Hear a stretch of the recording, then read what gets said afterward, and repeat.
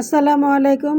আজকে মজার একটি খাবারের ভিডিও নিয়ে চলে আসলাম। যেহেতু এটা রেসিপি চ্যানেল না, ব্লগ চ্যানেল, তারপর আজকে আমি ছোট্ট পরিসরে আমি কি রান্না করলাম সেই ভিডিওটা দেখাবো। তো ছোটো ছেলের জন্মদিনে রান্না করেছি কাচ্চি বিরিয়ানি। অনেক দিন ধরে কাচ্চি বিরিয়ানি বাসা খাওয়া হয় না, যেহেতু এই রান্নাটা একটু ঝামেলার, এই জন্য একটু দেরিতে রান্না করা হয়। তো ভাবলাম অনেক দিন ধরে যেহেতু খাই না, তাহলে এবার কাচ্চি বিরিয়ানি রান্না করি। তো রান্না করার আগে পোলাও চালটা একটু বেছে নেই। মাঝে মাঝে কিন্তু অনেক সময় দেখা যায় যে দু একটা ময়লা থেকে যায়, তাই একটু বেছে নিলে ভালো হয়। তো আজকে প্যাকেট মশলা দিয়ে আমি কাচ্চি বিরিয়ানি রান্না করেছি। আর আমার রান্নার কাজে সহযোগিতা করেছে আয়েশা সিদ্দিকা। তো আমি কিছু মশলা দিয়ে দিই, তারপরে ও মেখে টেখে মেরিনেট করে রেখে দেয়। আর একা একা কিছু কাজ করলে কিন্তু সে কাজের মজা পাওয়া যায় না, সাথে কেউ হেল্প করলে কিন্তু কাজটা ভালো লাগে এবং দ্রুত হয়ে যায়। কাচ্চি বিরিয়ানি তো সাধারণত গরু বা খাসি দিয়ে খাওয়া হয়। এবার আমি মুরগির গোশত দিয়ে ট্রাই করেছি। তো এই মুরগির গোশতটা হচ্ছে এই লাল বা সাদা যে শক্ত মুরগিগুলো আছে ডিম পারে, সেই মুরগি দিয়ে রান্না করেছি।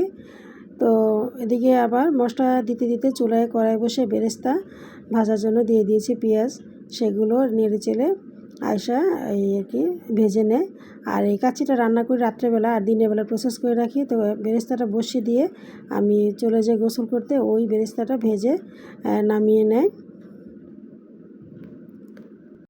আর কাচ্চি গরু মুরগি খাসি যাই দিয়ে রান্না করেন না কেন বা করি না কেন, এটা কিন্তু বেশ সময় ম্যারিনেট করে রাখা লাগে। আর এই তো বেরেস্তা দিনের বেলা ভেজে রেখে দেই। আর তারপরে সন্ধ্যের পরে মাগরিবের নামাজের পরে রান্নার জন্য চলে যাই। আর এদিকে হাঁড়ি ভর্তি আর কি পানি দিয়ে দিলাম। আর হাঁড়ি দেখে বুঝতে পারছেন মাশাআল্লাহ বেশি করে রান্না করব, তাই বড় হাঁড়িতে পানি দিয়ে দিয়েছি। আর বড় হাঁড়িতে আমি এই রান্নাটা বসাবো।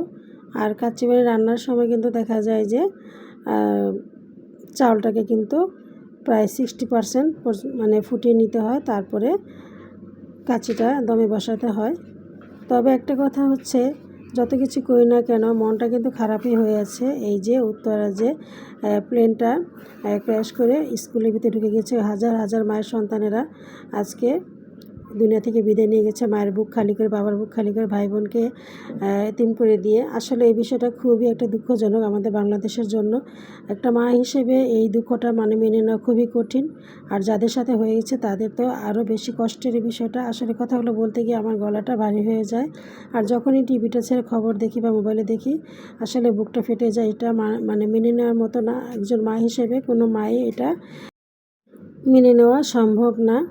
আর আমি দোয়া করি প্রতিটা বাবা মার ভিতরে যাতে আল্লাহ সেই সবুর বা ধৈর্যটা দেয়, কারণ সমস্ত কিছু আমার আল্লাহ তাআলার হাতে। এটা মেনে নিতে হবে আমাদের, যত কষ্ট হোক না কেন।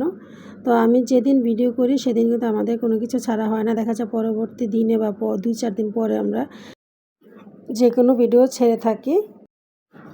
তো রান্নাটা হয়ে গিয়েছে, দেখতে পাচ্ছেন মাশাআল্লাহ দেখতে খুবই সুন্দর হয়েছে। আর যাদের উদ্দেশ্যে রান্না, ছেলে মেয়েদের উদ্দেশ্যে, তারা মায়ের হাতের মুরগির কাচ্চি রান্নাটা খুবই পছন্দ করেছে, খুবই নাকি মজা হয়েছে।